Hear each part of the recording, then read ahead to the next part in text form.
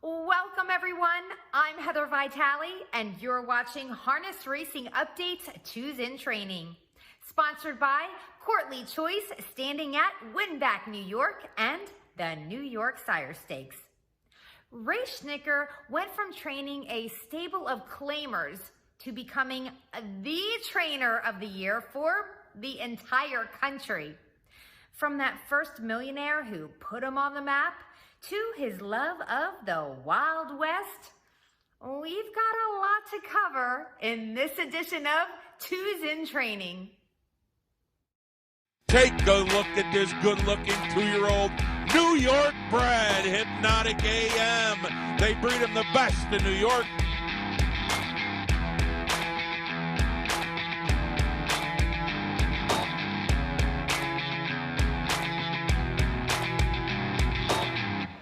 And they're off. Ms. McGillicuddy's out.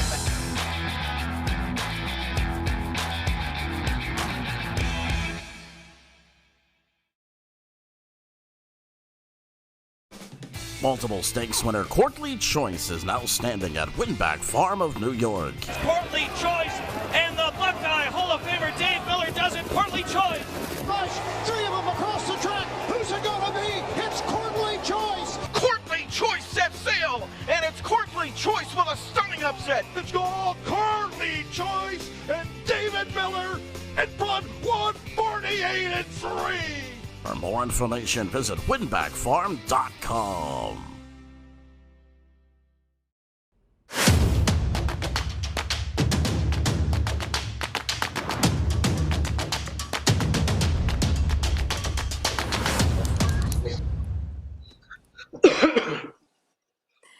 Hello everyone, again I am Heather Vitale. I am here at my home in Harrington, Delaware, and we have Ray Schnittker here, and he is in Middletown, New York, and we're definitely more than 6 feet away. I would say more like, I don't know, 300 miles away, so we're doing the social distancing, okay. However, just if you hear some noise in the background, I think I should mention that Ray is just having a little soiree, but everyone is social distancing. We want to make sure we point that out, right, Ray?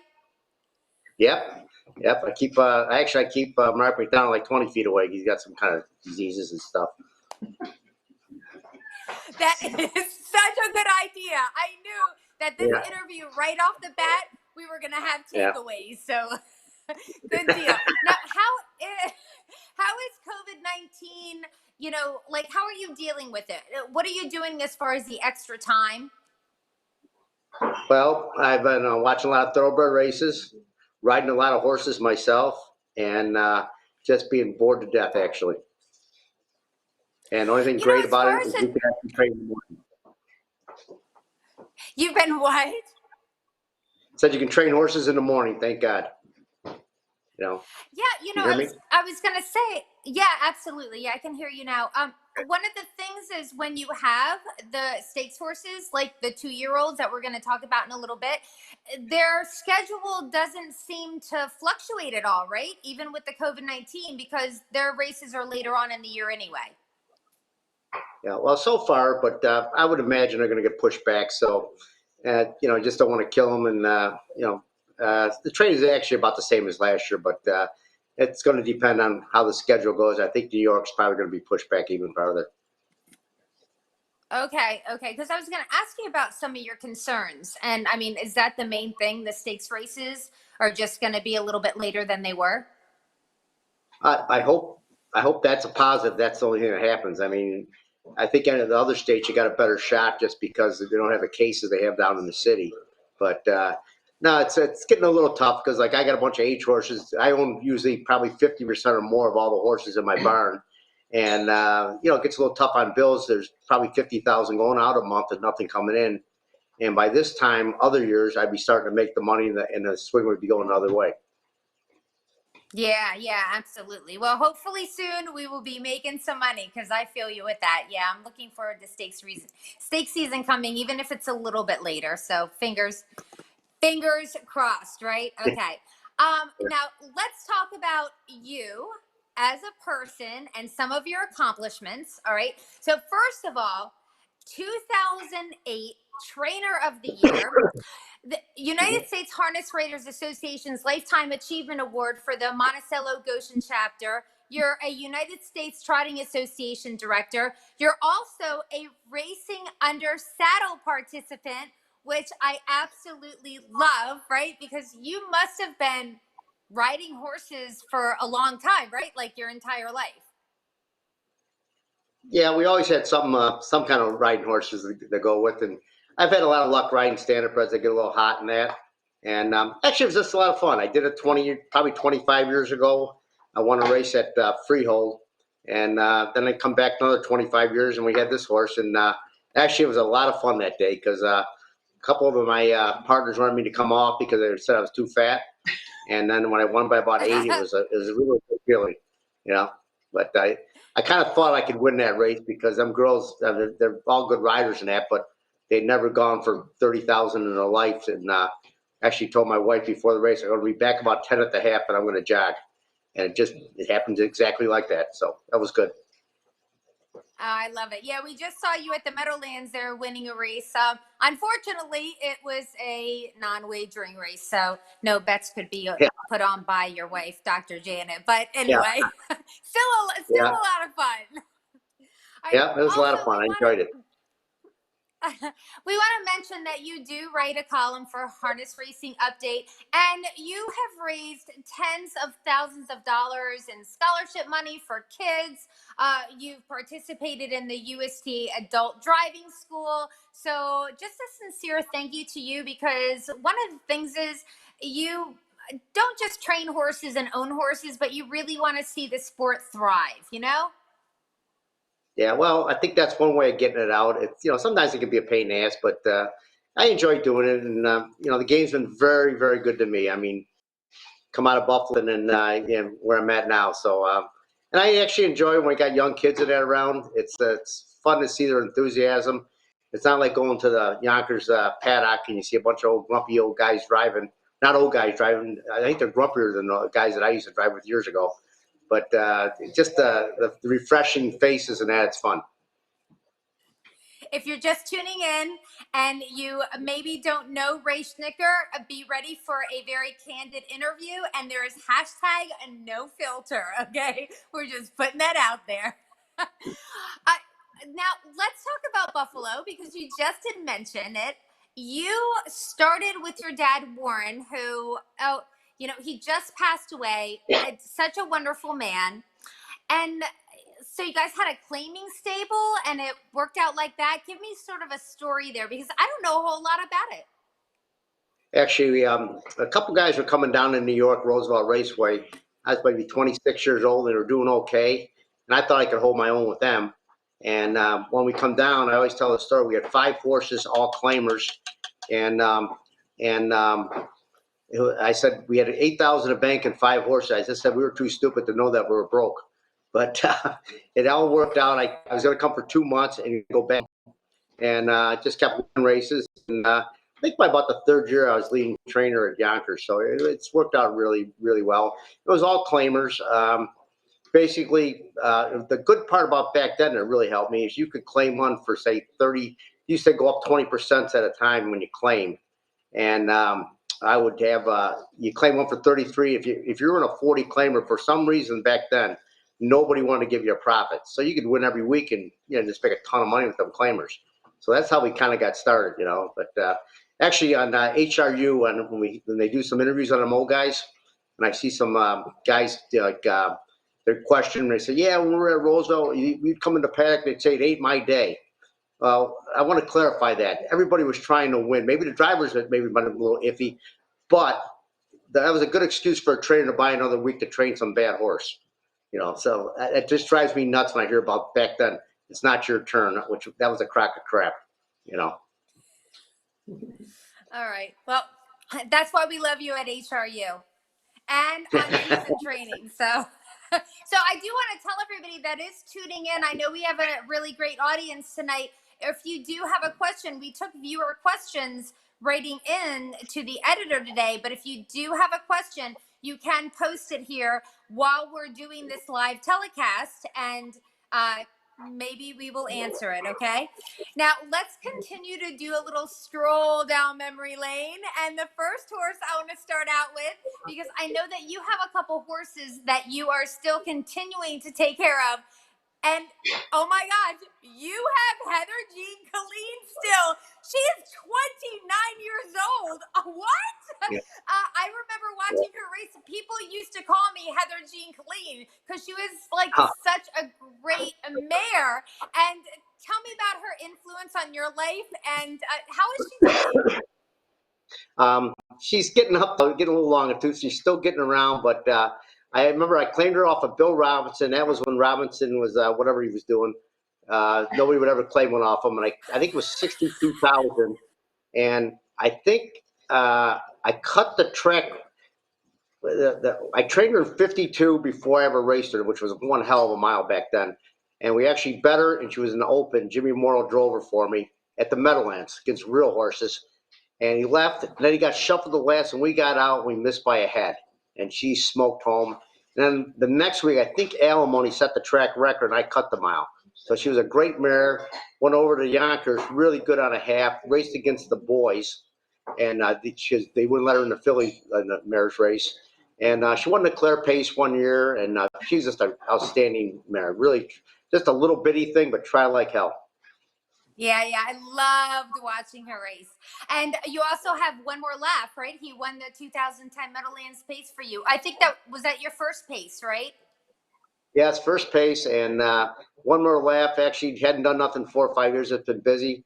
And during this break from racing, I started riding him. He can be a little tough, but he wants to go.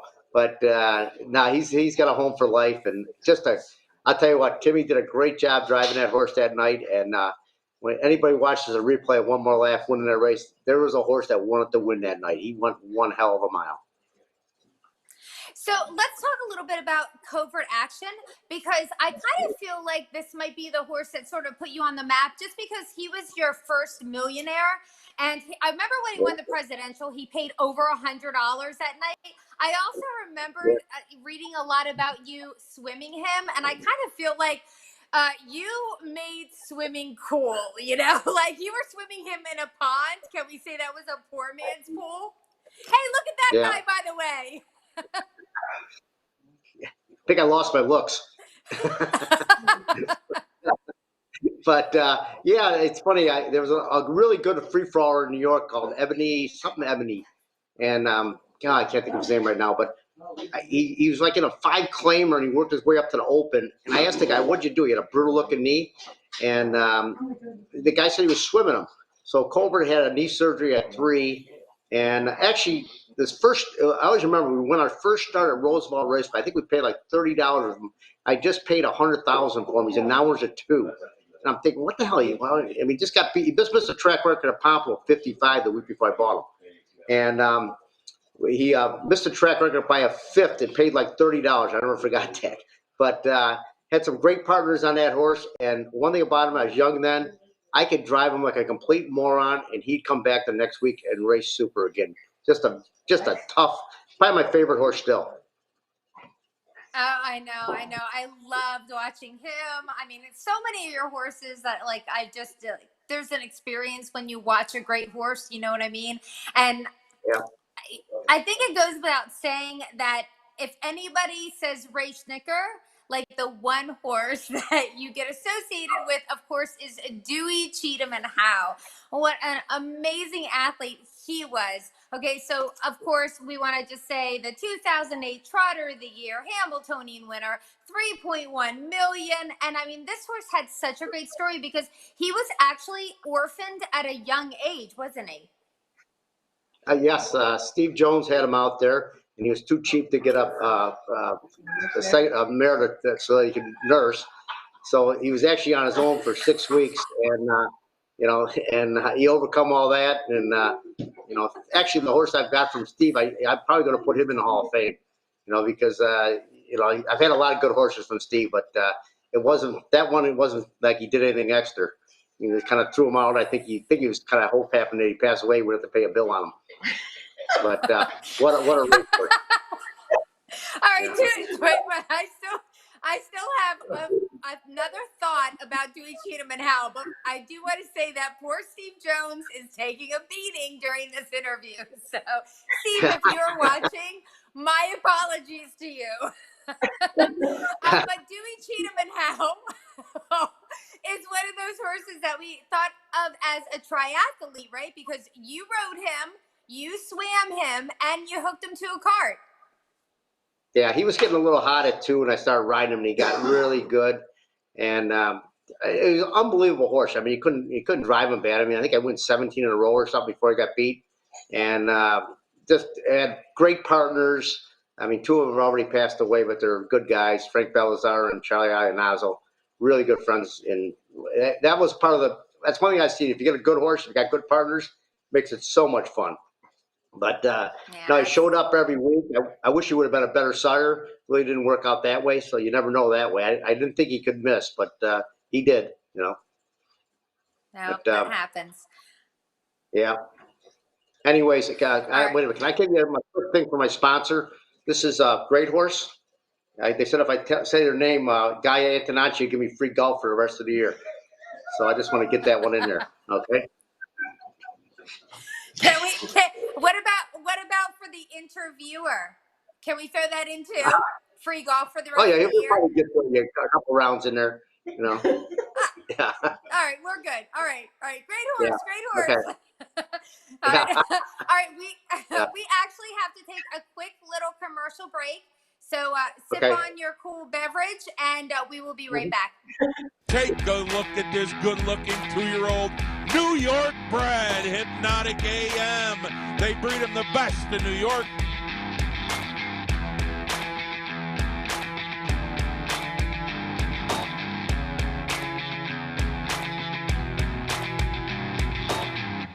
And they're off. Ms. McGillicuddy's out.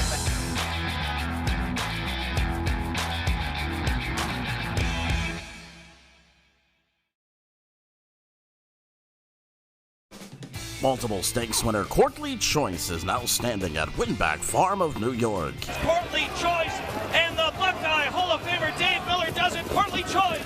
Rush, 3 of them across the track. Who's it going to be? It's Courtly Choice. Courtly Choice set sail, and it's Courtly Choice with a stunning upset. It's called Courtly Choice and David Miller at blood 148-3. For more information, visit winbackfarm.com. Thanks for the plug. We just texted me.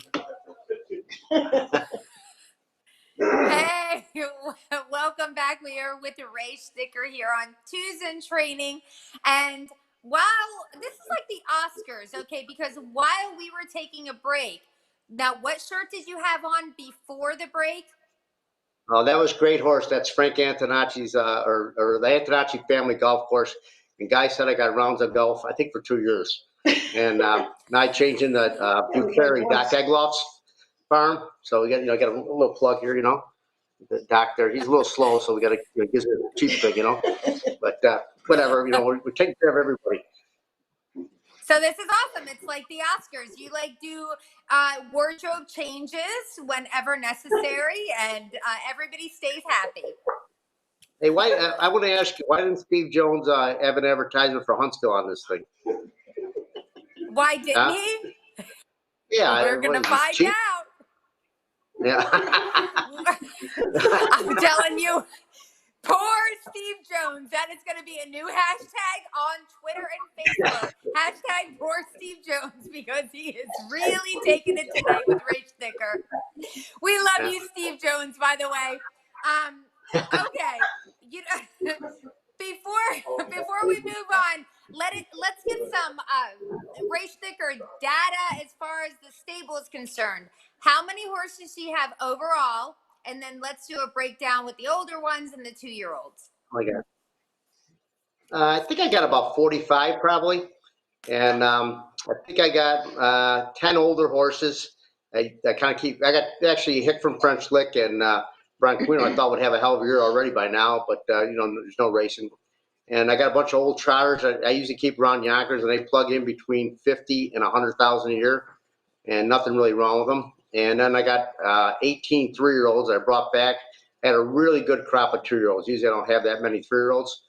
but they worked out real good last year. And then I had, I think I got 15 2-year-olds. So Okay, all whatever right. that Now, comes out to be. yeah, my math isn't so well, so Yeah. but we are gonna go into the 2-year-olds. Now, usually what I do is we talk about some of the horses that are coming back that had a really good season and you're looking forward to 2020. But what we're gonna do is, because we have so many full and half siblings, we're gonna sort of bunch them together. All right. So Okay. first, I kind of feel like, and speaking of Steve Jones, we're going to see him here in a second because we're going to talk about So Surreal first, because this stallion is a horse that you have a personal investment with, right? You have a lot of horses that are his sire, and you raced him, and you also still kind of own part of him. Like, what's the story there? I think I still own a third of them. I'm not quite sure, but something like that. I don't usually get too many checks from Steve on him. I don't know what he's doing there. But anyways, really good horse. Broke a coffin bone. I think actually the Breeders' Crown final was a pouring rainstorm at Pocono. Timmy was swooping the field, and kind of Pierce come out underneath him, and he caught a quarter, and he come up lame after that. But it's like Steve said last year, whoever ever thought he's worth more money than well said. Half brother, and he's been a really good horse. He was a real good horse, and I tell you what, he's one hell of a sire to me.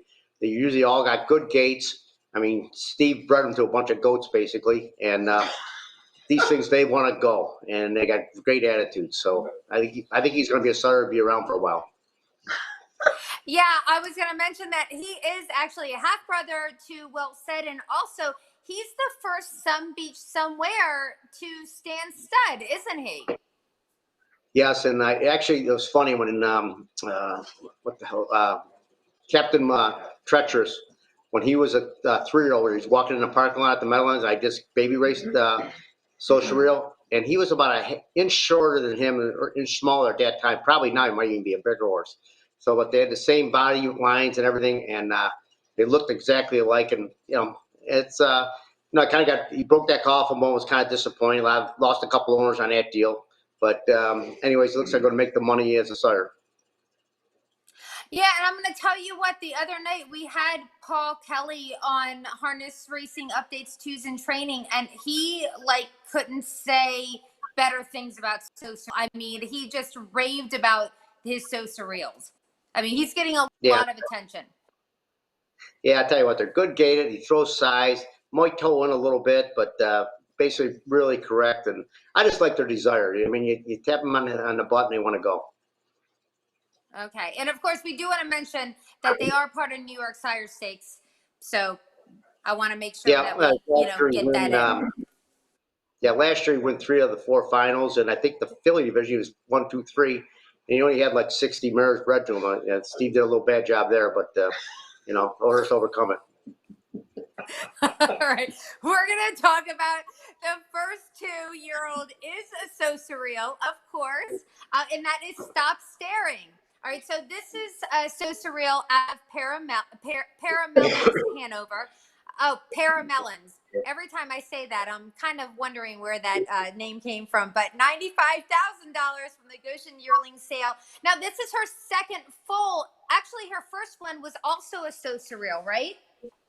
Yeah, yep. Scotty Domenico bought it. I liked it a lot. Had some lameness problems. He got it going at the end of the year. I guess she looked all right. This colt's, he's one of the ones he's never had a bad day. So he's probably going to be pretty decent. All right. The next one, we're going to check out another So Surreal. Now, this one is Bud Truck.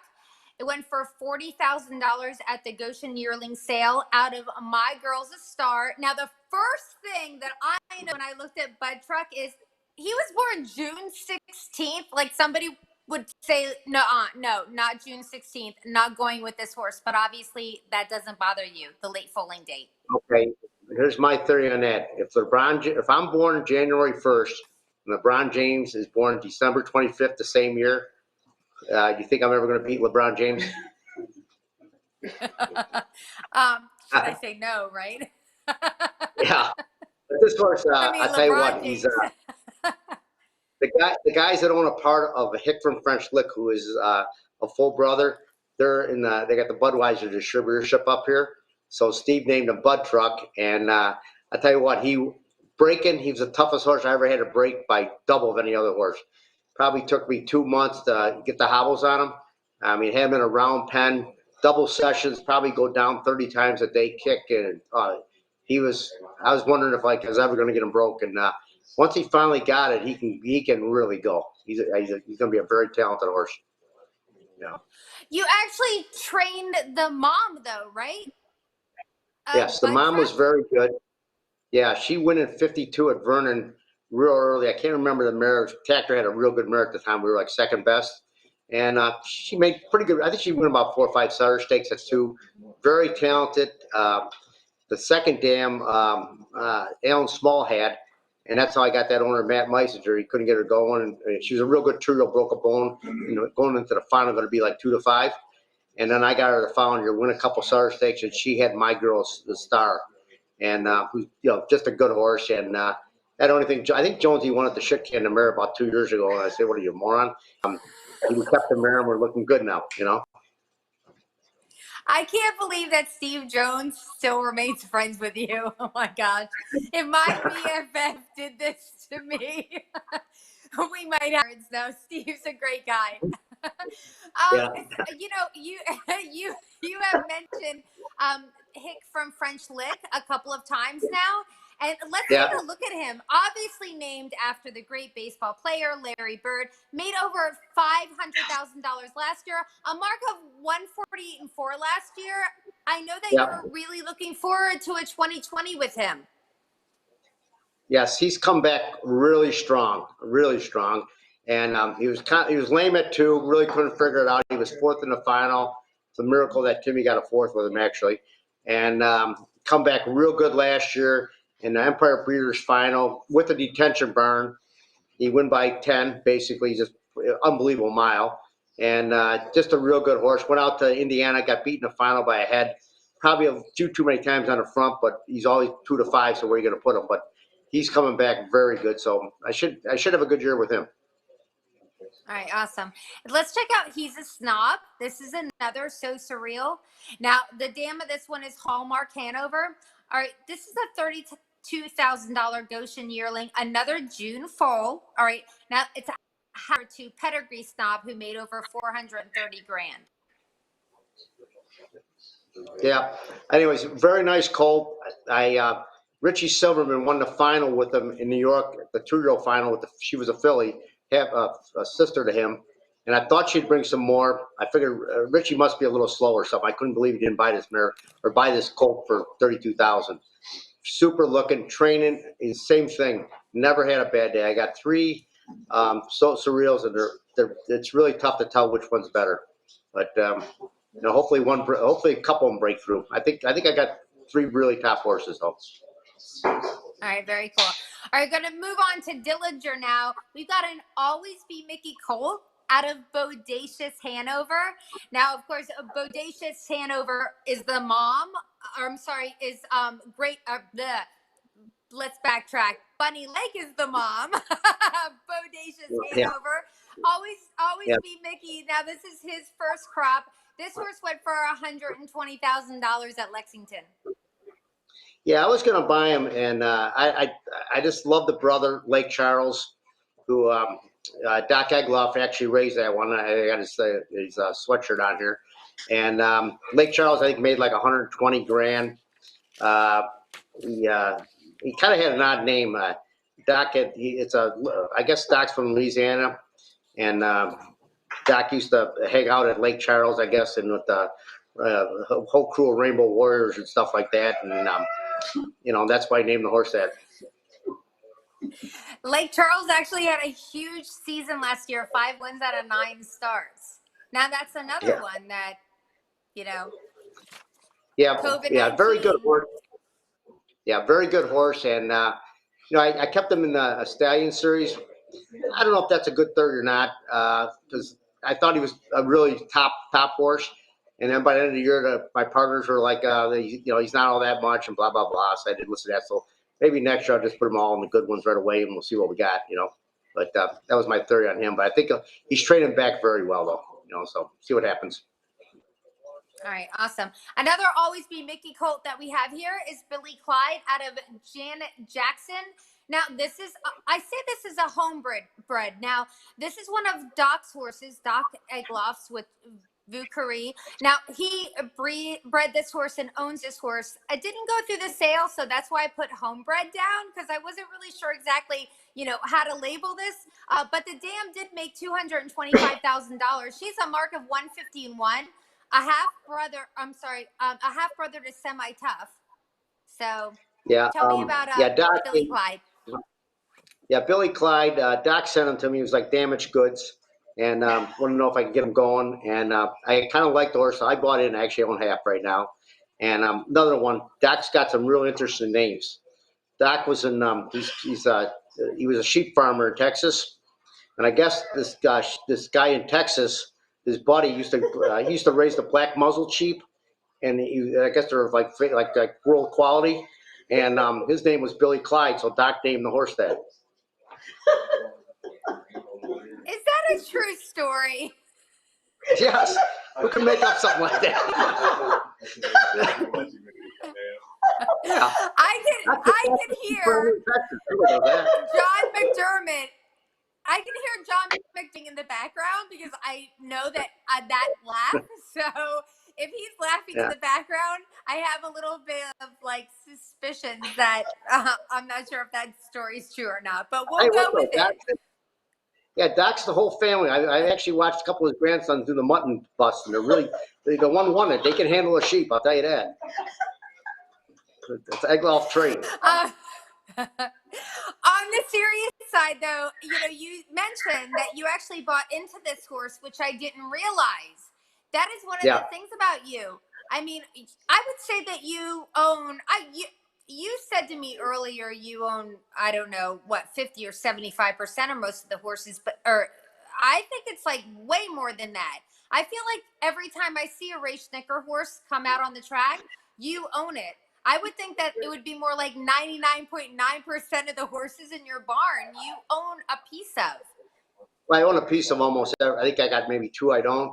But you can't make any money on the 5%. If you don't put up some money, and like Dewey, Cheatham, and Howe, he made a 3.1 or something. I would have made 150 grand if I didn't own them. And actually, me and my wife were talking last week. Where we really made money through the years is we had Here Comes Herbie. We sold for $750 after a second start, I think it was. Strong Yankee after a qualifier, $550. Armbo Trick, $500. Make It Happen after the Hamiltonian was in against Dewey. We sold for $900. And that's where we really made serious scores that get us, get us where we can play where I'm playing at, in the higher level. Right. You're at the higher level, and you're still hanging out with Mark McDonald and John McDermott. Yeah, that's kind of a rough crowd, ain't it? Yeah. Hey guys, I can need you up there. Yeah. All right, let's move on to Max Gas Tank Dean. This is an Always Be Mickey colt out of LD's Lioness. Now, first of all, this horse sold as LD's Mickey for $65,000 at Harrisburg. So the first thing I need for you to explain is Max Gas Tank Dean. Explain that name. Okay, I'm big into high school wrestling. I'm big into high school wrestling, and I followed Cornell a lot in college, and they got a very good team. Named a horse Simaz. He was NCAA champion. Actually was at Tioga. We got hammered one night. So, and then I named another one Bozak, who was just slow. He stunk. I had Gabe the Bear Dean. He made like 300 grand. Was right there until he got hurt. And so I'm talking to Gabe is a coach at Cornell now. And I was talking to her, texting, because we got nothing to do with this coronavirus. And he says, "Why don't you name another one after a wrestler?" I said, "Well, who?" That's his brother, Max. It's a gas tank is kind of a wrestling term. So and I named him Max Gas Tank Dean. So hopefully, I think he's a really good horse. I have a good mare, made $500,000, and very talented horse. So anyways, hopefully it turns out all right, because a lot of times some guys go to the track, so it's fun. Absolutely. That's so cool. So, wait a minute. Wait, you have a personal assistant giving you beverages? That is so not fair. Okay. That's when you got a wife, when you teach them how to do things. If I get hit with a frying pan. You are in trouble. Okay, let's move on to Send It In, Jerome. A betting line gelding. All right, so of course, betting line. This is his debut here with his 2020 foals out of Southwind Siren, $80,000 purchase at Lexington. Yeah, I actually like this colt. He looked a lot like a Better's Delight, and I think Southwind Ozzy's a sister to the or brother to the Dam. And she had a couple some beaches that had some made like 150 and 100. Had some right kind of right there, and I actually gelded him maybe a month ago. He just got to get a pain in the ass getting to the racetrack, but he acts like he can go pretty good. And I got a good bunch this year, so he does everything right and good gated. You flick him in the ass and away he goes. So hopefully, he'll keep going. Okay, now we're going to move on to another betting line. This is a filly. Finally, a filly. We get to talk about a filly. Yay!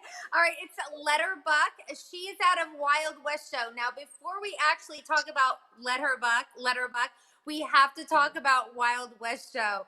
Oh my goodness. All right, so here 2017 Pacing Broodmare of the Year. Cowboy Terrier, over $500,000. Stevensville, over $500,000. Huntsville, over $1 million. Of course, won the Meadowlands Pace for you. Branquino, over $200,000, and he is still actually racing. She is such a gem of a broodmare, and you campaigned her and her mother, Sweet on Art, right? Yeah. I had that. Had her, and actually Wild West Show was a very fast mare. Got a tendon injury after maybe a second baby race, and never, she made like 60, but never was right. And we put her through the sale, and Doc Dye was underbid her. He bid 47. At 50, you would have owned her. And so it just shows you in this game, you got to have a little luck. I bought her, and Charlie and Oz, I bought him out after he died. But she's got a Letterbuck is a betting line filly. And I think it could be the second best one she's had, I think. She just great gated, really good turn of speed, and staying really sound, So I tell you what, like I said, I keep saying I got a good one. I mean, hopefully they're all not a bunch of junk, but they all act like they're pretty good right now. And out of that mare, she looks just like the mother. And the mother was really, really fast. So we'll see what happens. Well, that's one of the interesting things, because this is actually Wild West Show's 8th foal.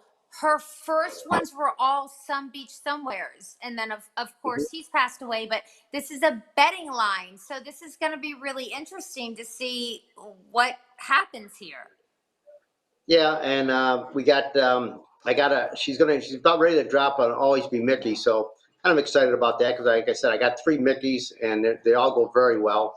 And we'll see what happens. And hopefully, she's on a small side, and hopefully it gets more size because Huntsville was a great big horse. He was the biggest one the mare ever had. But no, you get something like her, you keep breeding her. It's just like they just keep making you money.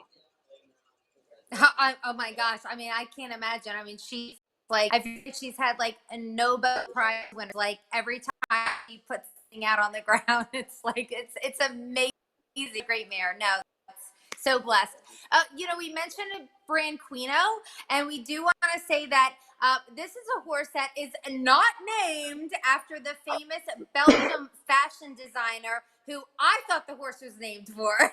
But of course, for Luca Branquino, the 5-time world champion steer wrestler, right? Is that who it's named for? Because you're a big rodeo guy. Yeah, we've got the rodeo over here, and actually I've been watching a lot of rodeo too. They got the rodeo channel, but he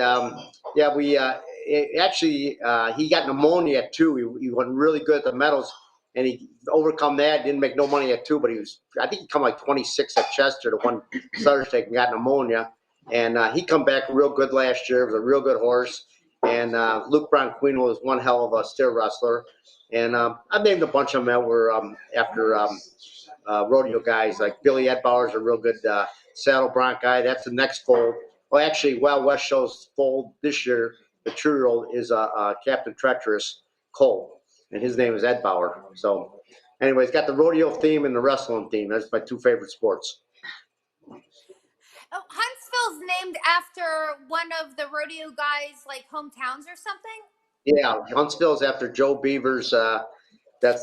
He's a calf roper and does the commentating on TV now. That's where he's from, Huntsville, Texas.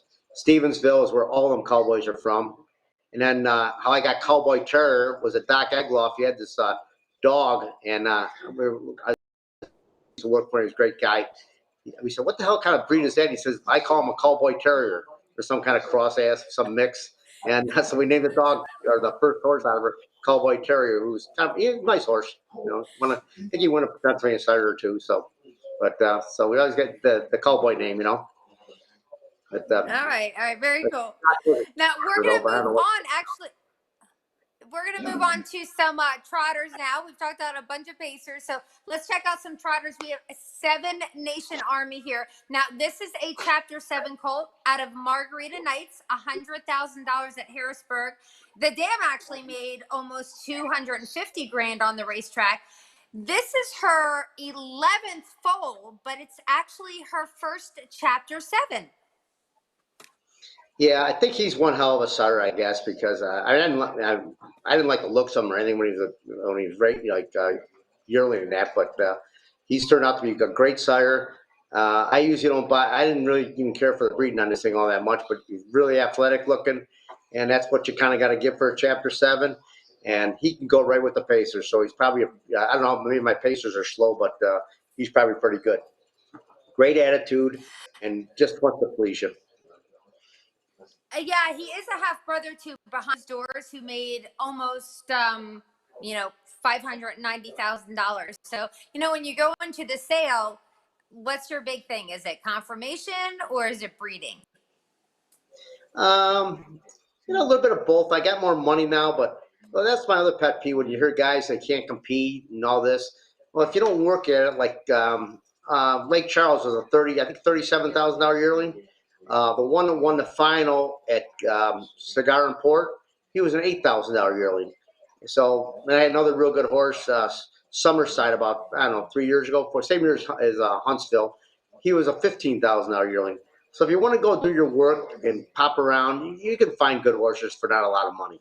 So you always hear people complain they can't compete. Well, you got to work at it a little bit. It's funny because I have a few funny Ray Schnittker stories that I like to tell people, but one of my favorites is that I remember when we were talking about horse sales, and you said, I remember when I was younger and I used to go to the horse sales and people would be buying horses for $100,000. And I would be like, look at these idiots. Now I'm one of those idiots. Yeah, you never know how things change, But Doug Ackerman always had the best line. He said, the difference between a little guy and a big guy is one good horse, and it's true. They come from everywhere. No, absolutely. The last 2-year-old we are going to talk about is Shacks. All right.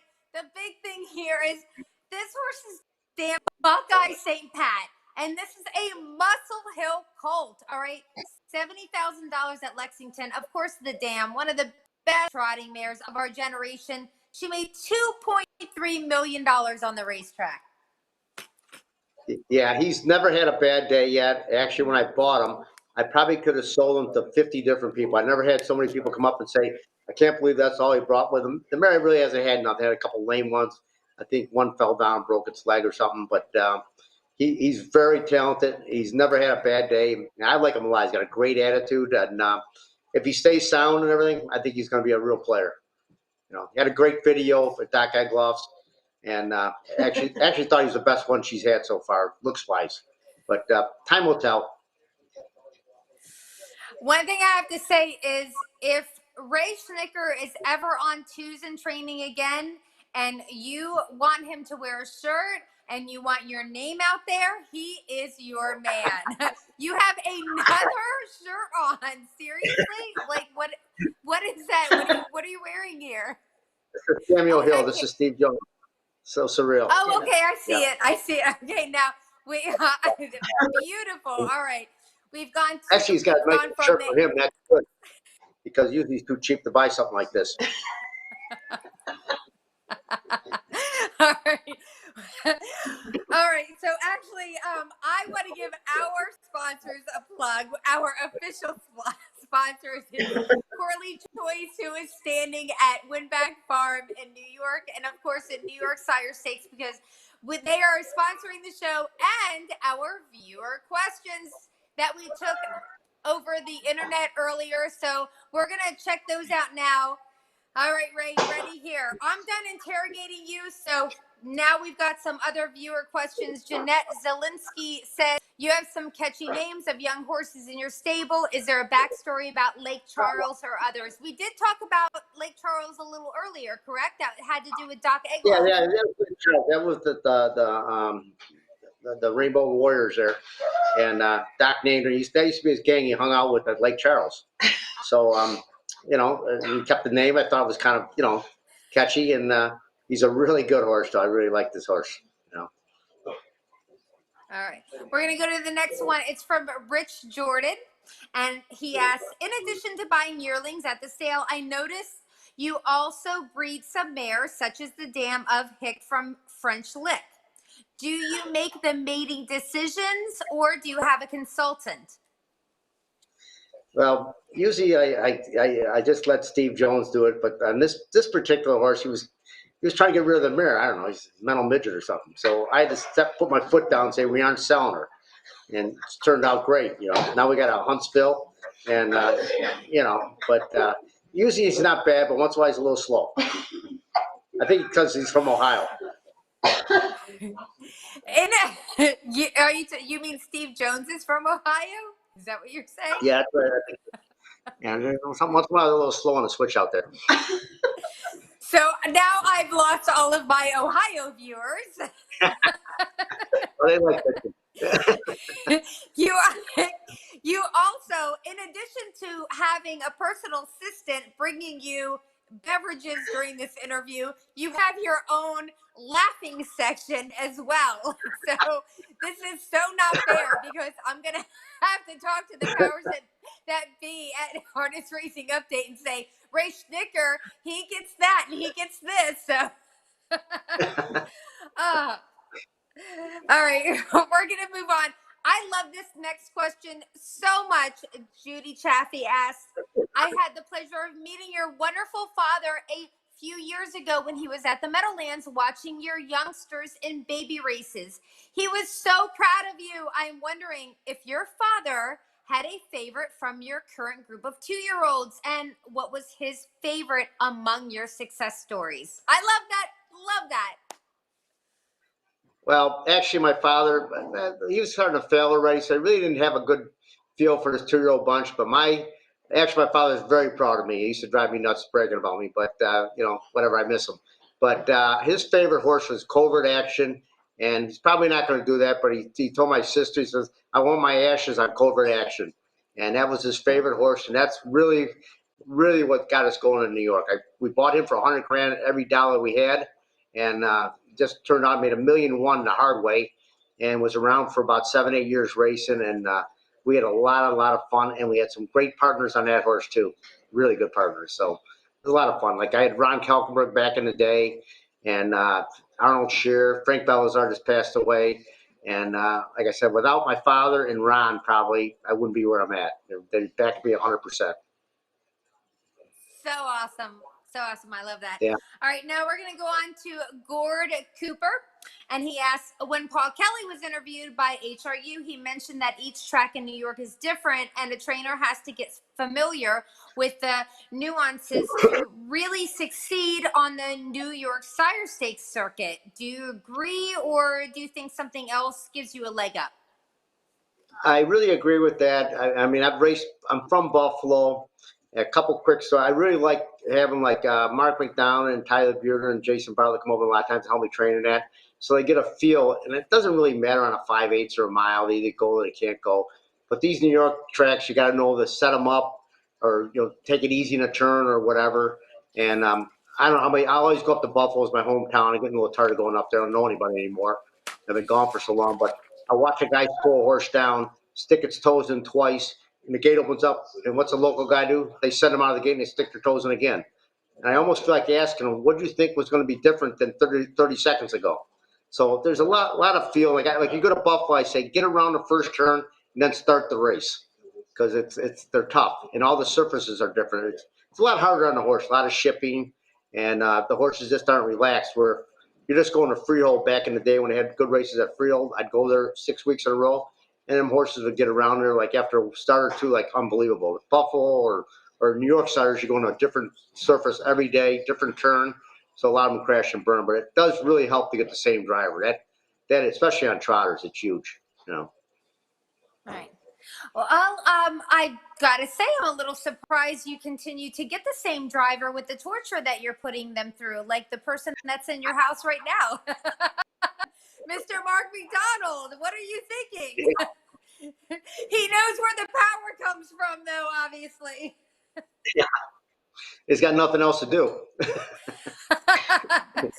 right, Leo Harvey asks, what is your first clue a 2-year-old needs trotting hobbles? Well, a lot of them, if I was on a mile track the whole time, most of them probably wouldn't. But when you do New York Sires, the tracks, a lot of tracks are bad or they get chewed up. And I think it really helps them. I think it gives the driver a lot of confidence. And, as soon as they make one break on me, they're getting hobbles on because I can't stand losing money running. That's like going in reverse there. So, and I don't think the hobbles ever hurt them. So, whatever. I just put them on right away. And I always say, like, not putting them on, that means you're allergic to making money in New York. All right, fair enough. Al Papalardi, he wants to know, with all the successful pacers and trotters you've had, one really sticks out as being the most universal of all, double-gated 6-day war. Oh my gosh, I love this. Watching him win on both gates was amazing. Can you ever see the barn having another trotter pacer again? Not that good. Probably not. I had one other double-gated horse. He was pretty nice, but it wasn't that way. But I always tell people a 6-day war. I mean, it's funny. If he ever tried, he would have made $3 million. I mean, most talented horse I've probably ever been around, and really had no try. When he set the track record, Yonkers 56, he had it for about 5 years, and he pulled up the last 50 feet, but just out trotting. He's going too fast. Back at that's 20 years ago. But very talented horse, great looking, and I think I jumped him 4 foot one time, under saddle. I mean, he could do everything, but had no heart. But very nice horse. I mean, made me a lot of money. So. All right, now our final question that was a write-in is, hold on to your hats, boys. This is from Fred McDonald, the father of driver Mark McDonald. All right, he says, Mark tells me you were a terrific amateur wrestler. Did you know Mark was a wrestling champ in high school in PEI, but at less than 120 pounds? Who would win? Oh, wow, this is a big question. Who would win if you both took your A game to the match between the two of you? We were wrestling Super Bowl Sunday, and I had to kick his ass again. But anyways, yeah, he sucks. But, I think guys are better at driving horses than he is wrestling. Well, you know what? Thank God for that, right? It doesn't matter if he can wrestle now. As long as he can drive horses, we're good to go. Yeah. Okay, we have 2 Facebook questions. All right, so let's see the first one. How do you feel about using aluminum shoes on 2-year-olds? Are you concerned about more wear and tear on the young horses or injury? Usually I put aluminum on them, but like I had a horse called Captain Groovy that had a chip in his ankle when I bought it. There was Steve sticking me with another bad one. And I had to take the chip out, and we brought him back with steel shoes, and he was sound all year, and I never took him off. I figured I didn't want to do something that would, maybe stop him a little quicker or something, but he was going fine with the steel. But I don't know, the older I get, the more I'm thinking that just give me a good horse, and I'll go with anything on her feet, But usually I do put aluminum on them, All right, so our final question for the evening. Yeah, right, exactly. Les, what are your feelings on the indictments? Actually, I talked to HRU today, doing an interview, and I think indictments, I mean, I could have pointed them out. I mean, I'm just wondering when the state of New York, especially Brian Berry, who's head of the officials, when some guy comes in and gets 60 horses to train, and you look up his training statistics, and he's 55 years old, and he's got 1 win and 3 starts, how 50 trainers sent him horses. And it just drives me nuts that they don't want to do a little work, these judges. When I had my incident with Josh Marks at Pocono, I went to the judges the next day. I probably wouldn't have went to the judges, but he texted he's going to shoot you and all this crap. I said, the hell with this shit, right? Went there, and the judges at Pocono, they were doing the draw. They didn't even look up. They didn't give 2 shits. So until people start paying attention to stuff like that, I mean, I just don't understand what they're looking at, these judges. I mean, some guy, Joe Blow, shows up with 50 horses and never heard of them. I mean, it costs you a fortune to have that many horses, and nobody even raises an eyebrow. It's a shame. So it's going to be really something to see what happens when New York starts up, and if they call anybody in and say, okay, where'd you come from? And it'll be interesting. Hopefully they do the right thing, but I'm betting they won't. All right, well, we'll see. We'll also see after all this COVID-19 stuff kind of blows through. So I know there's sort of a pause on everything that's happening in the world right now. So we'll see what happens. And you just mentioned HR. Yeah, exactly. Me too. I know you just mentioned HRU in your column, and we actually want to take a look at that because tomorrow, yes, Ray Schnittker has something to say in our harness racing update tomorrow. That is Friday. Loves Hanover's integrity initiative and calls on the New York judges to do their jobs. We've got the guru. We've got Between the Lines, Jerry Connors, Grassroots Perspective. I mean, subscribe today, you guys, at harnessracingupdate.com. It is free, and there's so much going on, so make sure that you sign up. And we want to thank our sponsors, Courtly Choice, who is standing at Winback Farm in New York, of course, to the New York Sire Stakes. And we want to note, not Nike. You've got the other, exactly. Ray's holding up the no. We not only do we want to thank Cameo Hills, we want to actually say, I'm sorry to Steve Jones for everything that we have put Steve Jones through during this interview. And everybody else. So thank you guys. Thanks for watching. We want to thank your wife, Dr. Janet, for all the videos that she came through. Thanks to her for giving you the Bud Light. I'm telling you what, I have so many people to call to tell them to start sponsoring my interviews in the next week or so.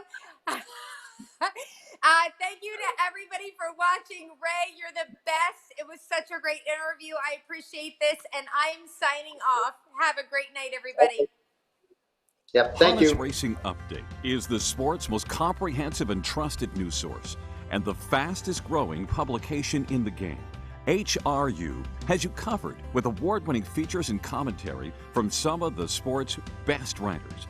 Stellar photography, race news, results, entries, handicapping, and video replays. The industry's most comprehensive sales results and harness racing's best reader feedback section. And it's all delivered free of charge to your email box multiple times each week. See why HRU is the most trusted news source of the sport's most important people from all facets of the industry. Subscribe today for free. To subscribe, just go to harnessracingupdate.com and then click subscribe for free.